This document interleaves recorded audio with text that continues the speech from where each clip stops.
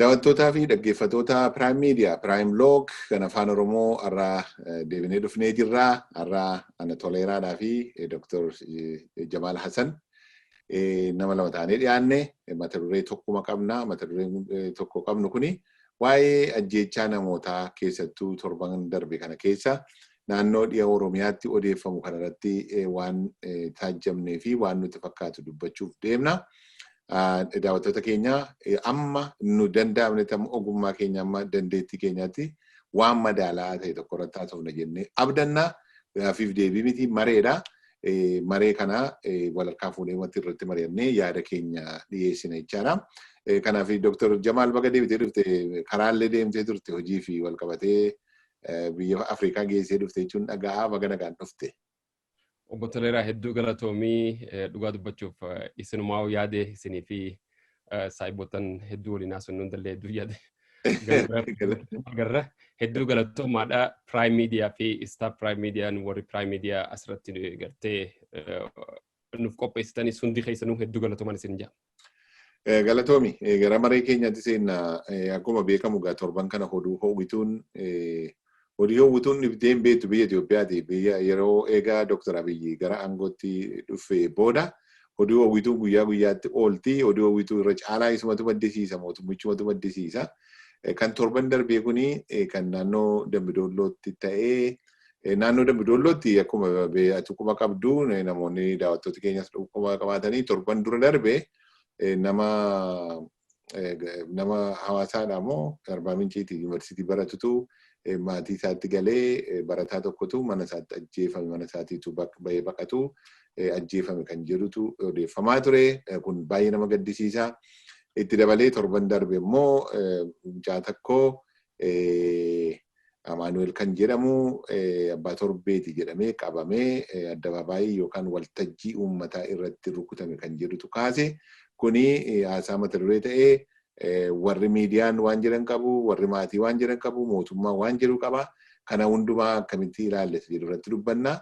Walumaa galatti immoo haalli akkasii kun, keeyosiin akkasii kun, seera dhablummaan akkasii namni bakka bakkatti wal ajjeesu kun Oromoo keessaa eessaa bahe kan jedhu irratti dubbanna jechaadha. Mee yaada kee kanarratti egaa waa'ee ajjeechaa naannoo Dambidollootti ta'e irratti feesbuukii irrattis dudubbachaa akka turte nan beeka. Diteelii itti galla. Maaliif irratti haasofna? Waan dubbatamu kana irra guddaa kan mootummaan ajjeese jedhamutu yeroo irra guddaa odeeffama. Gama kaaniin immoo hidhattooti naannoo sana wanni ta'anii kan mootummaan shanee abaa'oo shanee ittiin jedhu kan isaan immoo waraana bilisummaa ofiin jedhanii isaanis namoota irratti ajjeesanii tarkaanfii irratti fudhatu dhageenya. Garuu kan irra guddaan dubbatamu kan mootummaan ajjeese jedhamu kana miidiyaan OBN kanarratti illee kan hin dhagayanii gaazexeessaa OBN tokko lubbuun darbuudha malee waan akkasii ajendaa godhatanii naannoo sanatti kan dubbatu nagarree. Prime Mediaamti keenya illee ani na ba'e ta'een beeku malee ishuu akkasii hin kaasanii. Kuni kabareejii dhabuuni namoota kana jajjabeessuudha. Akka tokkoffaa namoota kana jajjabeessuudha. Lammata immoo namooti haqa qabanii namoonni nagaan du'anii osoo recognition hin argatin darbuu waan akkasii kun immoo uummata keessatti qooddii wal qooduu yookaan loogii fakkaata jechaadha. Kanaaf irratti haasofna jechaadha. Mee Dr. Jamaal Hassan kanarratti waan nuun jettu. Obbo Toleeraa hedduu galatoomii akkumaan Facebook irratti illee irraan tanaan sa'aat akkaafin waa'ee uummata keenyaa kana gartee seenarraa xiqqoo tuttuqee gartee waan amma deemu jiru kanarraa tuttuqee fuula durallee ittiin fufuu yaada qaba. Dhugaa dubbachuuf an akka nama tokkootti akka nama Oromoo tokkotti, akka nama Itoophiyaatti, akka ilma namaa tokkotti wanti deemaa jiru, wanni uummanni keenya ifumaa walirratti oofaa jiru hedduu na gaddisiisa. Imalmaanaa malee na gaddisiisa, wanni imalmaanaa malee hirriballee na dhorku halkaniif guyyaa waan kana. Duraan dursee uummata du'an cufaafuu rabbi ramtaa godhuun ja'a. Namni gariin gartee anamma fakkeenyaaf nama muslimaati. Namni muslimaa gartee hedduun isaanii rammata kanallee hin jennu warra jiru jira. Yoo nama kiristaanaa ta'e rammata hin jennu biyyeen itti salphatu jiru jira. Asallee gartee ani ilmi namaa ilma namaatti hin beeka.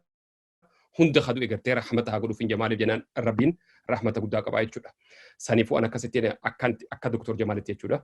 Hunda isaaniitiifuu rahmata rabbii haa godhu. Ammoo uummanni keenya dhugaa dubbachuuf waan nama qaanfachiisu yeroo arra jirru kana keessatti waan qaanyii guddaadha.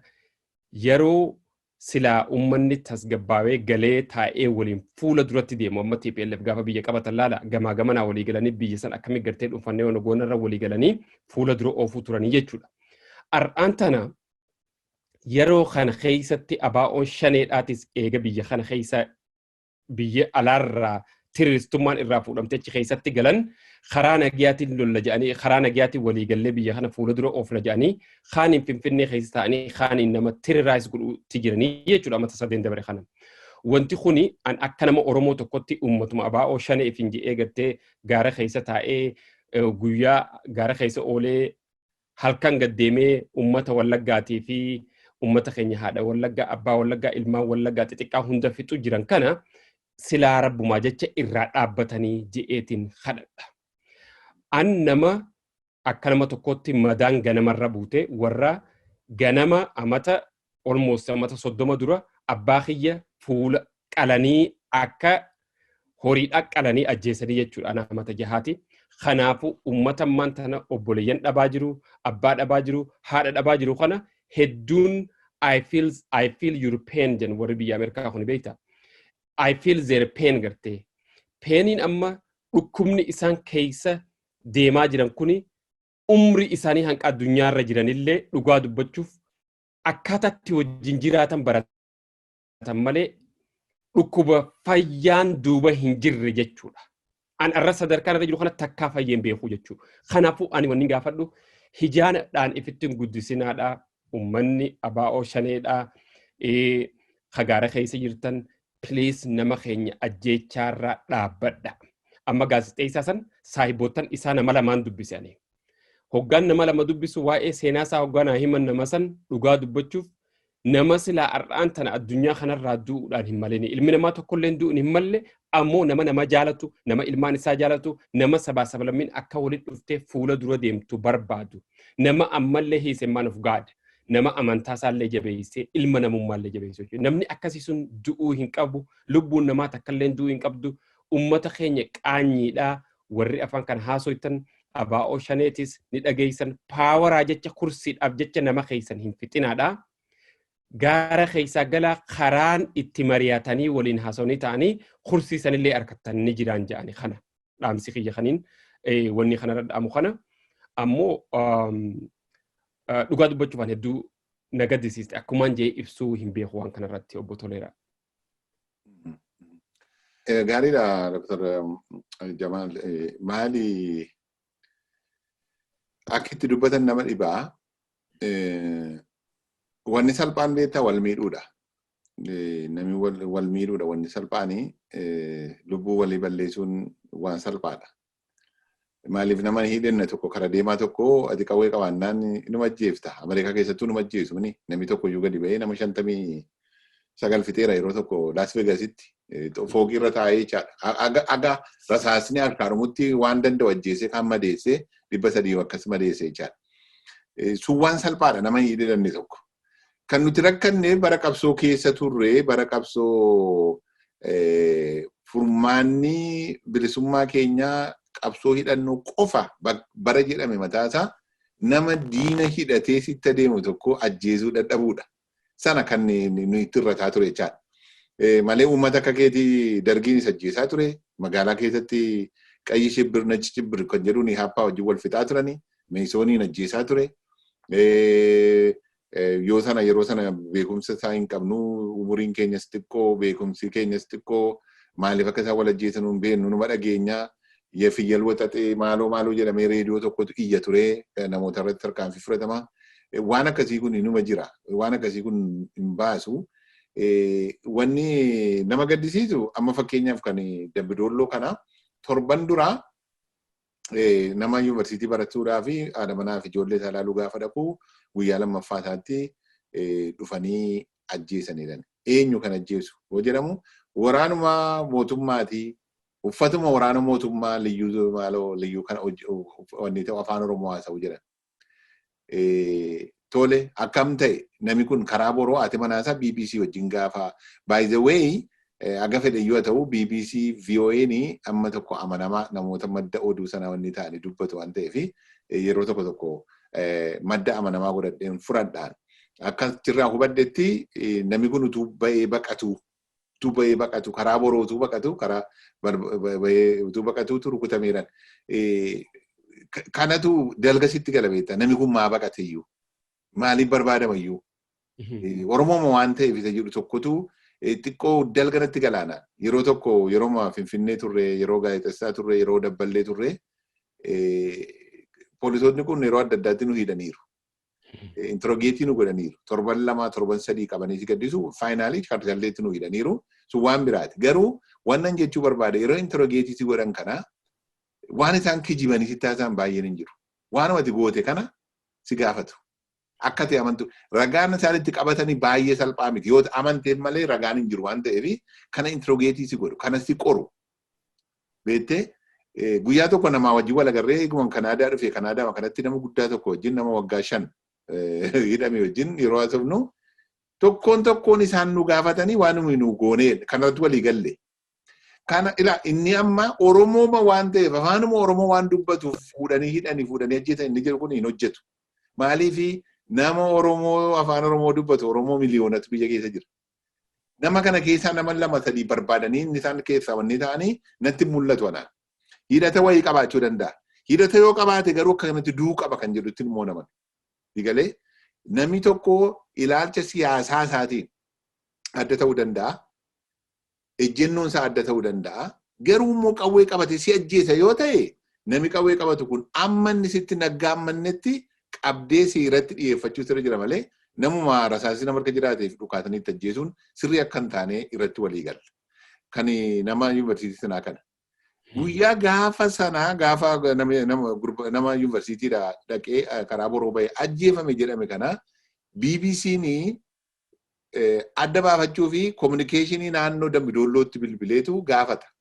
Gaafa gaafatu namni bakka bu'aa kominikeeshinii naannoo sana maal jedhaa eeyyee waan akkasiitu ta'ee wayyaa sana uffatu jedhame malee eenyu akka ta'e hin beekne wayyaa nama biraan uffachuu danda'a qorataa jirra jedhe. Ammoo jedhe isa dura jedhe nama bulchiinsa tokkoo kaabinee jedhanii ajjeesaniiru jedhe. Nama poolisii tiraafikii tokko tuunni karaarra dhaabatee makiinaa to'atu dhaqanii ajjeesaniiru jedhe. Waan sana namiin dubbanneedha namichi inni communication. The same week guyyaa 2-3 dura jechaadha. So maayinni jechuu barbaadanii gamanaanis gamasiinis kan du'aa jiru Oromoodha. Inni tiraafikiin sunis Oromoo, kaabineen sunis Oromoo, namni yuunivarsiitii irraa galee haadha manaa isaa dubbisuu dhaqee du'e Oromoo, gurbaan amma abbaa torbeeti jedhamee addabaabaayii irratti du'e, waltajjii irratti du'e jedhames Oromoo. Kana gidduutti Oromootu miidhame, maatii Oromootu miidhame. Warri wal ajjeesu kun maatii qabu, obbolaa qabu beektee. Akkumati amma amata meeqa booda waa'ee abbaa keetii si keessa danfu kana guma abbaa keetii baafachuu fi madaa hin qorre baattee deemtu kana warri har'a abbaan irraa du'u, warri har'a obboleessi irraa du'u gama lamaaniin jechaadha. Quurama qabatanii guddatu jechaadha. Boodatti maaltu deema akka warra amma argitee lola hin caamne warra Paalestaayinii fi warra Juushii kana gidduutti deema jechaadha. Jarri kun ganamaa kaasanii ijoollee isaanii jibbaan wal keessatti guddisu. Argitee ijoollee jalaa daabboo dhossanii beelessaniitu Juushii si jaraa fudhate ittiin jiru. Warri Juushii immoo bofa tolchanii waan hamaa tolchanii warra Paalestaayintu sitti fide ittiin jiraniitu ijoolleen sammuu sanaan guddattee yeroo hundumaa waa'een Juushii yeroo ka'u warri Paalestaayinii waa'ee Juushii yeroo ka'u diinummaa isaanii kaasu. Warri Arabaasii waa'ee sanaa diinummaa isaaniitu keessa dhufa jecha kanaaf diinummaatti guddatee sadarkaan har'a yeroo nuyi dubbii kana haasofnu kana keessa jiru argiteetta. Waan kun biyya keenya keessatti ta'uuf waan hin yaadamne ta'e jecha keessattuu naannoo Wallagga jedhamu kana naannoo amantaan Pirootestaantii jedhamu keessatti babal'ate. Dambidoolloon amma madda Dambidoolloo fi Najjoo fi Boojji bakka jedhamu annan beeka bakka hundeen kiristaanummaa amantiin Pirootestaantii itti dagaage. Warra qeesoti akka qees Gidaadaa, Abbaan Nagaasoo Gidaadaa, qees Lataa Waaqayyo, Abbaa Leencoo Lataa, warra akkasii kun warra Abbaa Ku'ee Kumsaafaa, qees Kumsaafaa irratti wangeela baranii biyya wangeelli irratti ka'ee biyya nagaa qabu ture jechaadha. Har'a naannoo kanatti akka ittiin galagaluunsaa baay'ee si gaddisiisa, baay'ee gaaffii namatti uuma jechaadha. Wanni guddaani lubbuun namaa tokko iyyuu baduun irra hin jiraatu. Namicha fakkeenyaaf amma Las Vegas siin jedhe sana biyya Ameerikaatti nama fixe kana nami ajjeese qabee yoo ofiin balleesse malee namooti nama ajjeesanii school shooting ifaan kun namooti baay'een yoo ofiin ajjeesan ta'ee mootummaan qabeetu seeratti dhiyeessa malee nama ajjeeftee dha'uu hin jiru. Yoo reaaktiin godhan ta'e, yoo harka kennuu didan, yoo poolisii isatti dhukaasuu dhaqe sanatti yoo dhukaasuuf yaaluu baatanii qabaniiti. Maaliif yoo qabame nami tokko nami kuni neetwoorkii isaallee bira ga'uu dandeessa yoo qabame. Maaltu dudduuba jira, maal akka inni godhu kana godhu investigation akkasiitiif illee wanni gochuun nama jiraata. Lammataa nama dhalli namaa gaaf tokko naanna'ee nama nagaa ta'uu danda'a. Maatii nagaa ta'uu danda'a. Nama dhiifama gaafachuu danda'a. Araaramuu danda'a. Namni yoo lubbuudhaan jiraate. Yoo du'e garuu hin du'e jechaadha. Kun kana inni kaani nuti loogii qabaachuun nurra hin jiraatu. Isa addabaabaayii irratti du'e jennu kana baay'ee si gaddisiisa. Armee isaati jedhanii footoo tokko maxxansaa jiran. Armeen isaa dhuguma kollaapsii godhaniiru akka jedhanii abbaan mucaa dubbataniiru. Xiqqoo kan na amansiise naan. VOAdha. VOAn kanarratti gabaasa bal'aa dhiyeessee ture. VOAn afaan Oromoo. Gabaasa bal'aa inni dhiyeesse maali? Namoonni lama maqaan keenya akka hin dhahamne kan jedhanii gurbaan nama lama rukutee utuu baqatuu qabameedha. Gurbaan rukutaa wanni ta'e kun. Qabamee garuu warri qabe kun seeratti dhiyeessanii mana hidhaa kaa'urraa magaalaa keessa naannessan jedhutu jira. Magaalaa naannessan keessa kan na arge adabamu kan jedhu jechaadha. Durii jira ture. Hattuu qabanii gabaa keessatti naannessanii reebu turan. Maaliifi akka inni jiiluuf. Hanni akkas nama godhaa jedhee tokko namichi sun ittiin deebi'u lammata namni hattuu sana ilaalee lammata hinatu waan kana narra gahaa jira jechaadha. Waan kana oolfachuuf waan akkasii gochuudhaaf irratti gochuun isaanii sirrii miti. Gama biraatiin immoo Dr. Jamaal wanni isin jedhu eenyunni waan ta'aa jiru kana bilisa ta'ee nama qawwee baatee Oromoodhuma hundumaa ajjeesa jedhamu kana inni dhaabatee waraabee fuuteejii kana dhiyeessu eewu.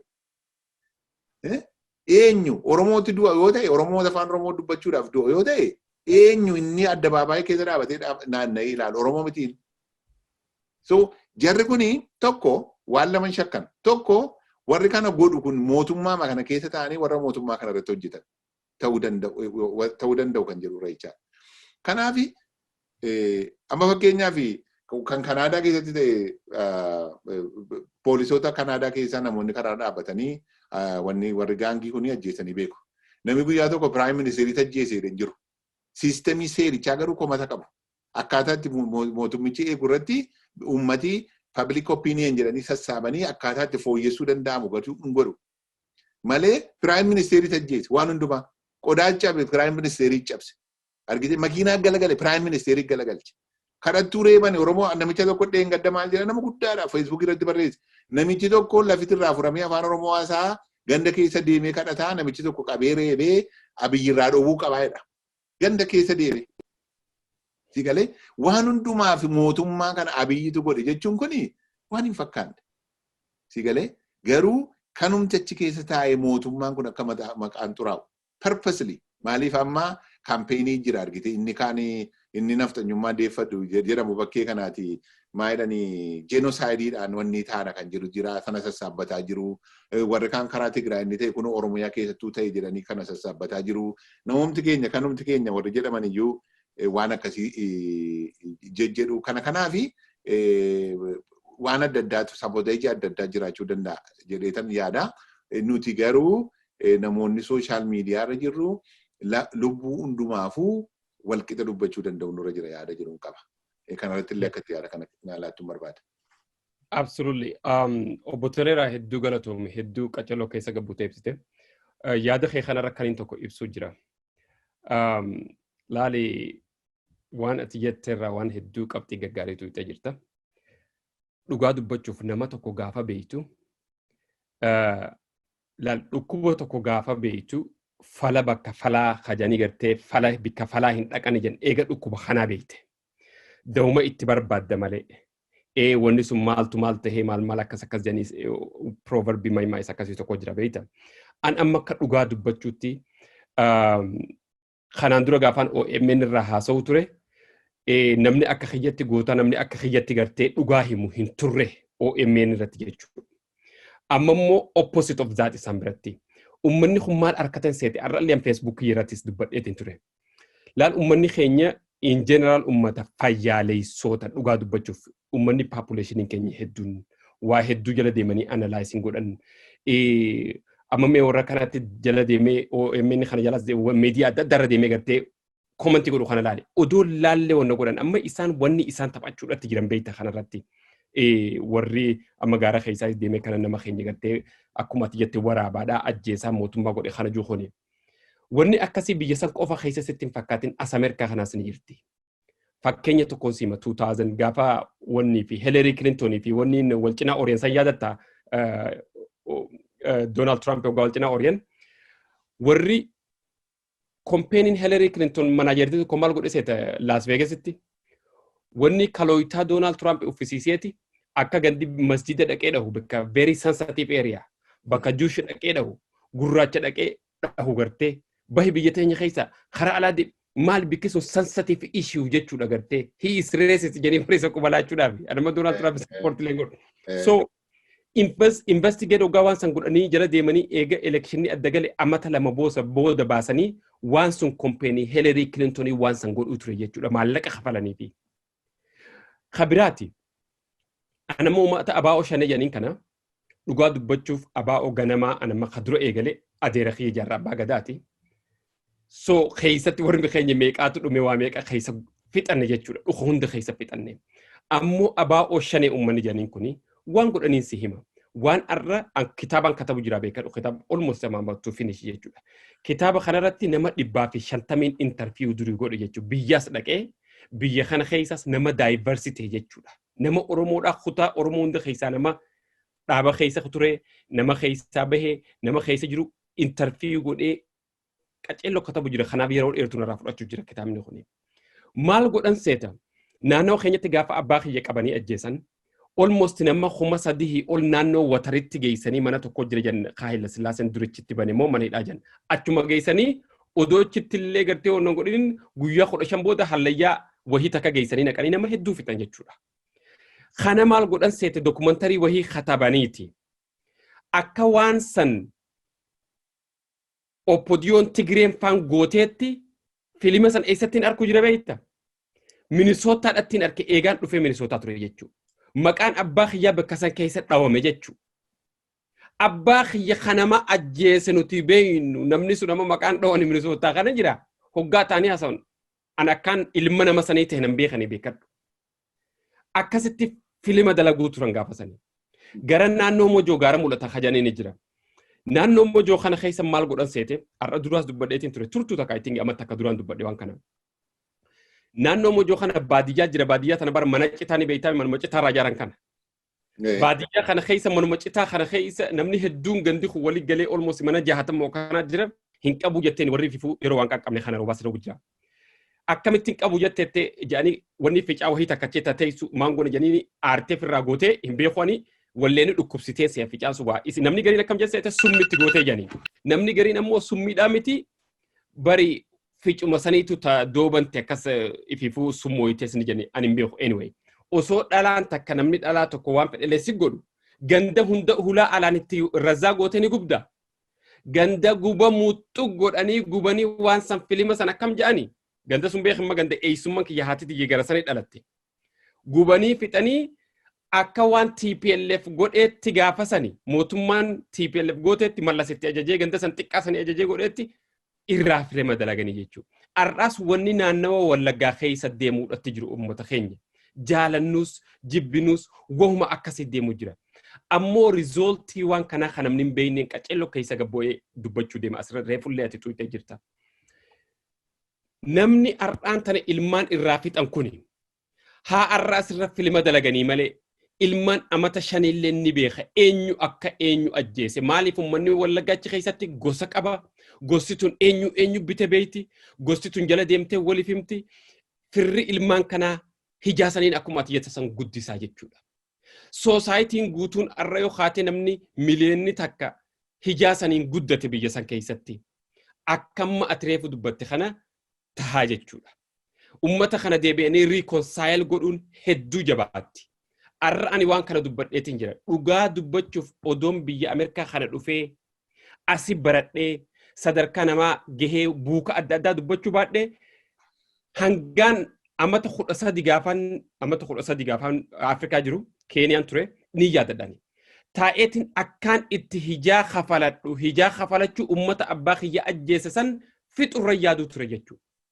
Hangaan yuunivarsiitiin fixinitti dhugaa dubbachuuf hijaasan ammoomma eegaan guddadde kitaaba adda addaa dubbisuun quraana dubbisuun baayibila dubbisuun forgiveness waan adda addaa kana akkaataatti namni hogganama sirraa ajjeese irra dabartuuf qara'eetiin mee dhaabbadhu irra dabree gaafaan biyya gaddee bu'amata 10 dura nama abbaa kiyya ajjeesuu irratti shora guddaa taphate jechuudha. Ija guduunfadhee maallaqa gargaaree bira kute. Arra odoon Ameerikaa dhufee dilana baradhee waan addunyaa hunda dubbisuu baadhee. Mucaa tokko yaadatta gaafa kaanii qabanii ajjeesan abbaa kiyya ajjeesan jee Finfinneedha moo naannoonni kana Oromummaan see mucaan suni. Nama Amaaraa gatee isa sanillee boodara ni du'e jechuudha. Nama abbaa isaa ajjeese. Ani nama akkasiiti maaliif jaalalaan abbaa kiyya jaaladhurraa akkamitti akka abbaa kiyya ajjeesan abbaa kiyya nama akkam akka ture nama amantaa nama qabeenyi hedduu qabu kan miskiina hunda gargaaru gandi sun hundi ni beekan jechuudha. So hijaadhaan nama guddisuun gaarii miti ummata keenya kagaara keessa jirtanis hangam takka jibbinsa mootummaa kanarraa yoo qabaattanis qabsoodhaaf wantiidhaaf jettanii wal afaan garagaltanii hijaadhaan nama guddisina. Kabiraa kan dubbachuu barbaadu jira waan kanarratti. Waan namaan galinii jira. Keessaahu ummata keenya ka ummata kana jala deemee sappoortii godhu wantiin galiniif beeytanii. Dhugaa yoo dubbannes jaalannus jibbinus nuti immoo warri beeytaa maraal. Oromoon tun gosa qabdi. Naannoonni hundi gosa qaba. Amma nuti naannawa Harargee keessatti warra Ameerikaa keessa jiru dhugaa dubbannaa beekadhu. Anamma ati nama taatee wantaanan irraan kaanne. Tokkoon beeyne warra akkanatti alaabaa tana uffatee jalaa gubbaa fiigee mootummaa tana jiisa. Oromoo hidhadhaadhaa haa nama gartan ka mootummaa kana deeggaru ajjeesa. Bizinesa Oromoodhaa bika gartanii gubaa jiru kana tokkoon beeyna. Hundi isaanii dhugaan siimanii hortee arabarraa dhufte warra dur sheekotaa wajjin Yamanirraa biyya teenya seene. Amma warra Harargeetiin si dubbachuu jira beekadhu. Warri odoo wanna goote DNA'n Afrikaa dhaahuu mitiihuu they are ummata Arabaati. Irra guddaan isaanii kana gaafaan isiniin ji'u Arabaa miti ana biratti warri adiin biyya san keessa yoo dhufee jiraate nagayaan jiraate biyya san walqixa qaba. Ammoo finxaaleeyyii tahuuni abbaan kiyya finxaaleeyyii taanaanis kanatti hin dhiisu. Amma tokkoon beeyne Ameerikaa kana keessatti warra Kanaadaa keessa jiru warra Jarman keessa jiru joollota kana biyya tana gubaa qabeenya gubaa jiru kana tokkichi isaanii Oromoos ripireezentii hin godhani Oromummaallee hin qabani amantaa Islaamaallee ripireezentii hin godhan ummata Kawaarijaa jedhanii ni jira amantaa Islaamaa keessa. Kawaarijaa jechuun warri Islaamaa ni beeka alayhi salaam gaafa Prophet Muhammad jiruus ni turani.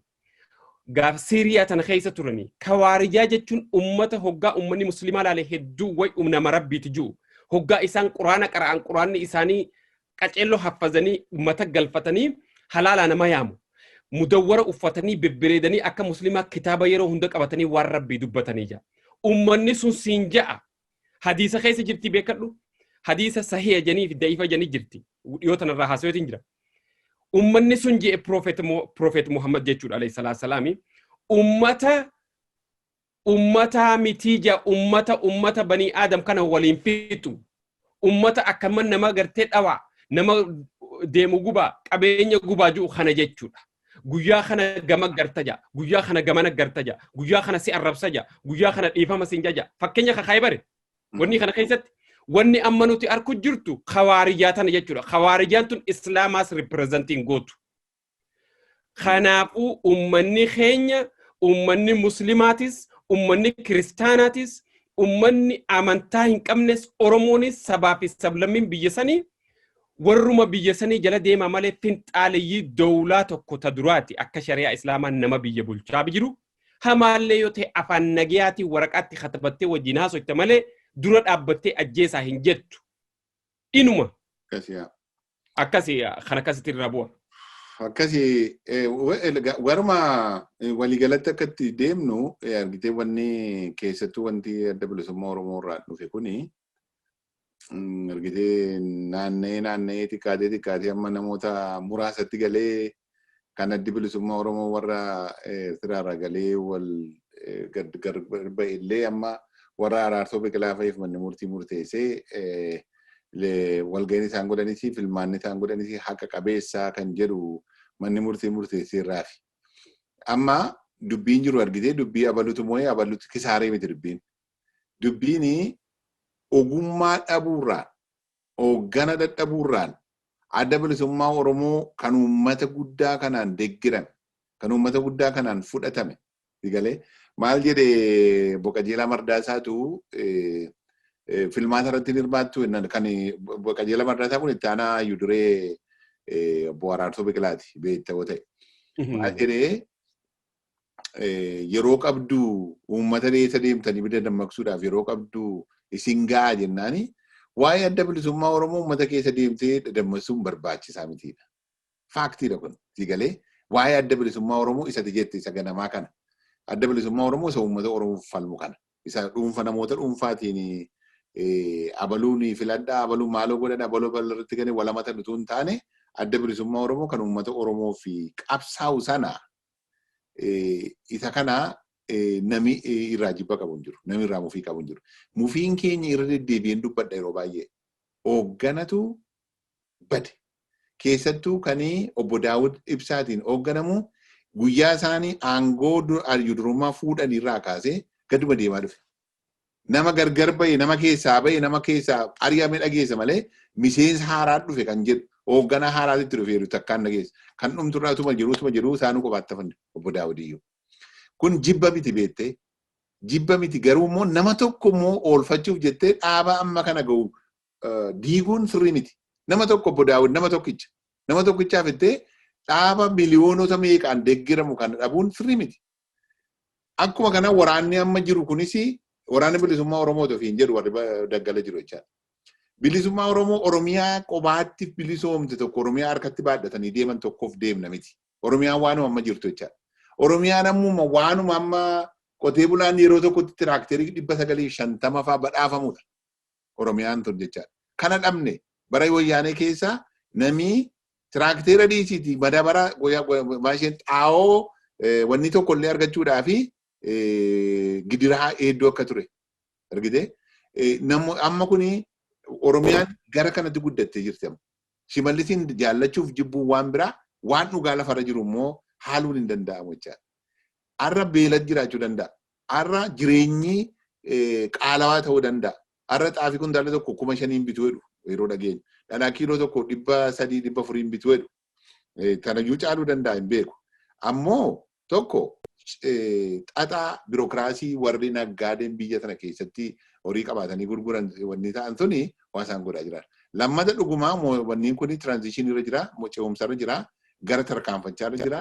Bara waggaa dhufu waggaa taanu qamadii kana nurraa hafee iyyuu gurguruu dandeenya kan jiru amantaa qaba. Isa kanaaf waan kana ilaalu egeree ofii ilaalu inni nuyi bilisa baafnu kun eenyu? Ajjeesaa ati mootummaa deeggarta ati kaabineera jechaa ati itti gaafatamaa geejibaati jechaa bor itti gaafatamaa geejibaan qabu Oromiyaa yoo amma fakkeenyaaf warrumti amma bosonaa lolu kun yoo dhufanii mootummaa ta'an itti gaafatamaa geejibaa qabaachuuf hin deemu. Tiraafik poolisii qabaachuuf hin deemu. Poolisii biyya eegu qabaachuuf hin deemu.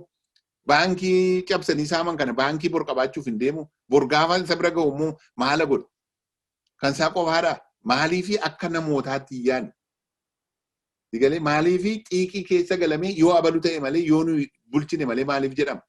Maaliif uummata burjaajeffama? Uummata gidduutti maaliifi jeeqama? Digalee dandeettii namootaa dandeettii adda bilisummaa Oromoo namoota geggeessinan jedhan kana utuu beennu argitee baruma baraan ta'anii namoota bileemii godhu. Baruma baraan leencoo dagalataatu nu diige jiru. Diimaa nagootu nu diige jiru. Argitee Galaasaa Dilbootu nu diige jiru. Jaarraa Abbaa Gadaatu nu irratti olola oofe jiru. Gara dhumaa irratti Kamaal Galchuutu akka nu godhe jiru. Leencoo Baatiitu akka nu godhe jiru. Osuma jedhanii amma immoo galanii Qajeelaa Mardaasaa Araarsoo Biqilaatu nu gane jiru. Baruma baraan ta'anii waa'ee ganamuu, waa'ee mo'amuu, waa'ee diigamuu haasa'u kan. Namni lubbuu qabu, namni hooggana beeku akkamitti diigama? Utuu diigamuu ta'ee rakkina amma keessa jiru kanaan Dooktar Abiyyiitu diigama ture. akkamitti hin diigamne maaliif hooggana akkatti hoogganuu fi maal akka hoogganu beeka waan ta'eef itti qophaa'achaa. Kan isa diiguu dhibe miti bara. Kan si diiguu dhibe miti hin diigamta taana. Dhalloot si galee. Kanaaf uummanni kana beekuutu irra jiraata. Kun arraba miti bara. Hin dandeenye dhiisi. Si galee hin dandeenye uummata hin diiginuu mala walitti naqin dhiisi. Dhiifama gaafadhu. Si galee kanatu jira warri bosona keessa uummataaf lolla jedhamu kunis anamma yeroo tokko baay'een qaanaa bakka isaan. Leenca bosonaa jedhu woboo kana. Woboo kana akka lubbuu jaallannaa beeki. Waraana bilisummaa Oromoo jechuun lubbuu uummata Oromooti. Amma leenca bosonaa jedhu warri sun dhuguma leenca bosonaati. Bosonaan ba'an isaan. Magaalaatti achi as bahee namni magaalaa tokko bilisoomsu waraabde. Leenci bosonaa kun bosonuma taa'ee bookkisa. Si galaa waan hin jedhu Dr. Jawad. Meerre magaalaa kamiin to'atee jira. Jagnichi jedhamee maaloo jedhamee goofaree filatanii wanni ta'an. Torban darbe maaltu jira sitti fakkaate. Warra goofaree filatanii ka'an kanaa amma immoo maal jedhanii PP dhuma paartii badhaadhinaatu immoo leenjisee ani abaawoodha jedhamee akka isaan goofaree filatanii wanni godhanii isaantu nu shawwadee isaantu iyyuu yuunifoormii adda addaa wanni godhaniitu footoo ka'aa turanii isaanuu miti jechuutti immoo ka'an beeku. Duraanii kunoo ganda keessa deemaa jechaa turan. So waan akkasii jira waan ufumaa haalamu mo'amuu itti fakkaata beekte dhugaa reyaalitii jiru fudhachuun mo'amuu itti fakkaate namoota akka keenya namoota lakkii giddugaleessummaa nu wayyaa. Lakkii wal hubannoo nu wayyaa warra jedhu kanaani gantuu barbaaddu gantuu siin jedhu barbaaddu maaloo siin jedhu I don't care. Waa'ee sanaa miti amma dubbiin waa'ee giddugaleessummaa uummataati waan kun. Ammati gantuu naan jetteefi ani eenyummaa koo geeddaru. Ammati mootiidha naan jette sani mootii miti beekte. That doesn't matter. Eenyummaa kan keessattuu beeka. Keessa kan psychologically situ ofirratti amanee waan gochuu qabu si godha jechaadha. Kanaafi warra hubate amma waan qabnu kuni ogummaadhaan yoo qabanne waan amma of harkaa qabnu kun perfectii miti. Rakkina qaba eeyyee. Gidiraa qaba eeyyee.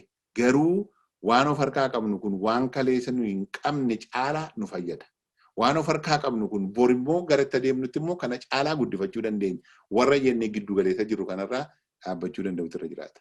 I have no doubt kana shakkii tokko malee hin jedhaa, qaanii tokko malee hin jedhaa, mootummaan amma jiruu irra kan wayyu ammatti hin jiru. Mootummaan kan Oromoo miti yoo jettanii inni kan Oromooti jedhee saranyaanuun jedhaa jira. Inni kaan tiraakteriidhaan qote Oromoodhaaf jedhee hinaafa. Inni kaan maayinni industiriyaal paarkii Oromiyaa keessa baay'atee hinaafa. Inni kaan argitee Shimallis Abdiisaatu duriyyuu Onegi jedhee hinaafa. Ati moo lakkee Oromoo miti jetta. That's not true. Kun faaktii jirudha. Abbaan Shimallis obbolaan Shimallis si dhaga'u beeke biyya keessa. Yeroo Oromoo miti ittiin jettu kana. Firoota baay'ee qaba. Gosa guddaa qaba bara. Oromoodha. Isaan si dhaga'u beeke si argu. Faaktii jiru wallossuun nurra jiraatu. Yoo balleessaa qabaate akka nam tokkootti balleessaa qabaate malee ilma Oromoo miti diqaalaadhaa maaloodhaa maaloo jechuun kun barbaachisaa miti. So wal xiqqeessuun kunoo wal ajjeesuutti nu fide. Wal lafafuun kunoo wal ajjeesuutti nu fide. Argitee gaazexeessaa ajjeeftee maal buufattam? Nama itti gaafatamaa geejibaa ajjeeftee maal buufattam? Politikaalii maal ni bu'aan kee? Nama itti gaafatamaa nama tiraafikii karaarra dhaabatee seera tiraafikii makiinaa guyyaa guyyaatti nama fixu kana seera kabachiisu kana karaarra dhaabatee awwaara dhugee kabachiisu kana ajjeeftee baay'inni politikaalii baay'inni itti bu'aan buufattu hin jiru. Kanan jedha itti naafuuf. Wanna dhugaa tokko beektaa warra jabaa fiddee. Saali ani dhugaa dubbachuuf ani warra abaa'oo shane janiin kana keessattiin guddadhe. Umrii tiyyaan keessa fixe. Walumaan teenye odoon meembaran tahin saahibbootan gaa ogaa namoonni jettu baramma waa godhaa walgahiin an miis godhe takkan jirtu Minnesootaatti jechuudha. Hangaan kana hunda ture jechuudha. Wanniin arge mentaalitiin isaanii har'a yoo obbo Toleeraan nama yaada jabaa wahii qabu nama ismaartii wahii tahee waan kanaan nu baasa obboleeyyan kiyya kanaame kan haa goonu je'e ati nama qaroo tahuu gisigarraani dismiis wanniin kee hanga ati baatutti jechuudha. Dr. Jamal yoo akkas ta'es akkas godhuudha. Namni isaa walii qabatan yeroo hunda yoo nama gartee akademikaalii bakka gaarii jiru taates nama tokko jira barama profeesaroota warri adiin kunis ni qabanii beekta. Paasiif uummata akkanuma gartee dalagateetuma galee waan jaaniin duu isaa gartee lafa kaayeetti meembarshiippii lafa kaayee galu tokko jira miti. warra san barbaadan jechuu nama opiniionii hin qabne wanti dhugaa dubbachuuf abaa'oo shaneedhaa kuffise yaada namaa fudhachuu dhabu ummata isaan makka harreetti akkuma gartee fardoonitti khanii deemu qofa wali qabachuudha amma maqaa isaanii dha'u warra hedduu maneedhaa keessa jiran kanaas warra wajjin barane gaarii yeroo hedduu yeroo takka keessa sadarkaa takka keessa naannoo yeroo takka keessa waliin barane jechuu barbaadeeti warra lafarra qaceellu wal beeynu lafarratti illee waa waliin goone jechuu anaa fi namoonni kun warra dur wal beeku gaafa ati akkana dogoggarboo akkanaa miti ati nama smartiidha nama mataa qabu kana godhi jetteeni reject maaliif ummata ija guduunfatee deemu kana isa jala jira membara hedduu qaba ati reject taanaanis ati you don't matter gartee maaliif namni kun gartee namni sun reject godhe ati reject taatee jechuu akkasi society keessaa si hambisaa nama mataa qabu kasilaa gorsu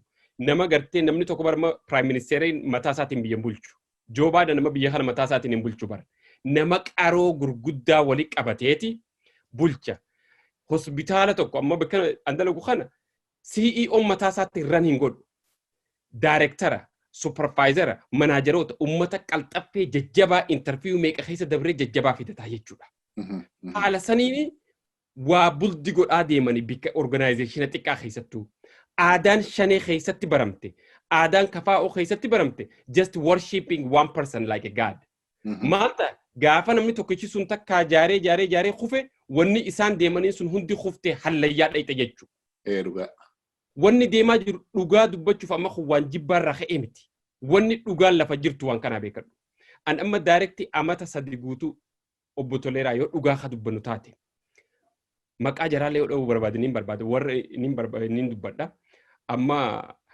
jaalle atoomsaa faa waliin qaceello haasa'u turre gaafa dura biyya galanirra gorsinee galgalaa ganama mee arra kuno yoo na dhagee haa dubbatu ol bahee nama dhageeffataa beeytanni bar Dr. Jamal wanni ati jettu hedduu gaariidha ammoo gubbaarraa dadhabne kana godha jee isaanuma kana gorsuun ture ani warruma abaa'oo shanee kana jechuudha dadhabne gaa harkarraa fudhannee dadhabnee dhiifnee qilee seenanii guyyamma elektiriyaarraa galan oduma isaan abbaa kiyya ajjeesanii jiranuutuun qubni keekuyyoo ajaawaa ta'e quba ajaawaa kana bikki murtee irraa darbituun jirtu je'ee sheer goonee asii ol kaanee dhaabbannee diggifnee jarasanii galchine jaran oduma madaan nu keessa jirtuutti beekadhu didanii qilee seenanii waan tokko maymaayisa osoo hin ta'in true story wayi tokkoon siima beeytaa naannoonni keenya Harargee kun dhiirtituun wanni hedduu fuuti beeytaa keessaa namni waa qabuu fi sheekotiin tun haadha manaa hedduu fuudhani abbaa yaa warra sangaa tokko amma kana namni tokko haadha manaa lama qabu ka'ee hajjii dhaquudhaaf hajjii bikkatti gartee pilgiraama dhaquudhaaf amma deemuu jira jani beeytaa haadha manaa ta dur fuudhe tanaa fi ta dura fuudhee fi haadha manaa xiqqoo boodarra fuudhe dhiiseeti ta dura fuudhe tana dooniirra qabatee hajjii deemuu jira jani amma kan osoo deemuu dooniin tun ibiditti qabatee barkufuufi aboo sheetichi sheeka guddaadhaa hin dhabnu haaboo isaa fi haadha mana isaa dura baasaa jira isin teessanumaa bahaa jettee sheeticha qabdee miila gatarkifti angaafata duraa sanarra fuudhee hin gubadhe naa inni asumaan gad deemnee bishaan makana keessa waliin aaninne asumatti gartee isin sun jaarsa dhabdu so amma lal wanni deemaa jiru abaa'oo shanee tajaajilin tunii fi warri biyya alaa kana keessaa biyya alaa keessaa ija guduunfatanii isaan makana malee janii gim jechuu jiran kutaa hunda keessaa yoo nurraan hin taane akka haati manaa sun jette haaqile seentuudha biyyummaan sunis gubattee haaqile seentuudha kanaafuu namni akka keenyaa kun kawaa yaadu namni sabaa sablammii biyya sanii Oromoo qofaan biyya keessan keessa beekaa jiru jaalanuus jibbinuus Oromoon sabaa sablammii almost 90 keessaa tokko jechuudha kanaafuu selfish taane biyyi ka diigamtu barbaannu Oromoon biyya san dhugaa dubbachuuf akkuma arra dura yeroo meeqa dubbachaa turetti Oromoon baakboonii Itoophiyaati odoo Oromoon hin jiraanne arra Itoophiyaan hin jiraattu odoo Oromoon hin jiraanne warri faranjii qaaxa colonize godhe kuma biyya addaatti jechuudha generaalonni dilli biyya tana lolee fi maal godhe arra paayilotii biyya sanii ilaali hundi Oromoo bikirraa qabeenya guddaan galu warri waa beeku warri gurguddaan ummataanis hedduu taaneeti kanaafuu biyya san baakboonii biyya kanaa taane jechuudha ammoo arra wannirraa shaneen gartee gaara keessaa deddeemtee gogodhaa jirtu tuni jarana saba guddaa kanaafuu salphifteeti qaanyeessuudhaatti jirti Itoophiyaa guutuu keessatti. Qaanyii tanarraa haa dhaabbannu hin jaani dhugaa dubbachuuf. Galatoom sa'aatiin keenyas deemeera maree gaarii qabaannee dhumarratti waan hin jechuu barbaadu argitee faallaa waa tokko deemuun salphaadha. Easy. Isii galee biyya bakkee jiraanna of danda'a nama hundumtuu sadarkaan keenya mindaan keenya wal caalaammati nama doktooraa nama horiin kee guddaa argatta. Ani immoo akka humna kiyyaatiin argadha. Kan naa gadi argatutu jira. Anaaf si gidduu jirus jira. Nama hundumtuu garuu ni jiraata beektee of danda'ee jiraata. Mootummaan biyya keessaa nama horii namaa kennaa. Danda'a amma doktora kana doktora sa'aatiitti doolaara 100 argatu kana sa'aatii takkatti doolaara 100 argatu kana doolaara 100 birrii 5,000 biyyatti. Danda'a mootummaan horii namaa kenne. Lafa namaa kennu faayidu. Lafa maal goota? Ameerikaadhaati maallaqa keetiin bitatta Kanaadaa lafa kee maal bitatta? Kondominiyeemii namaa kennu. Kondominiyeemii bishaan hin qabne kondominiyeemii biyya tanaa beeku. Raaniin waatar hin qabu bantee keessa hin jirre akkamiin kanaan goomfamtaati. Argitee garuu dhugaa jiru dhugaa fudhachuudha wanni guddaan. Inni kaan immoo inni itti galee immoo mootummaa kanaa wajjin inni kanuma danda'a jire immoo ifitti riseeti. Waan amma nuyi jennu kana ofitti riseetu inni daasporaa dhaqee achitti mootummaa gargaara jedhusi kana ofitti risee beekaama dhaqeetu wanni ta'e. VAT oofaayidu namaan. VAT asittiin ooftuwati. Argitee maal makiinaa barbaaddeeti mudhattee yoo barbaadde liisii fudhatta barbaadde faayinaansii godhuu yoo barbaadde kaashiin bitatta makiinaa number 1 jedhamu ati oofuu hin dandeessu beekanatti. VAT kana achitti tortore kana waaritti roobe waggaa meeqatu oofa jedhaniitu ittiin nama wanni ta'u. Kun VAT'n daasporaa tokkoof jijaa kun waan guddaadha kun miti obboloota kun.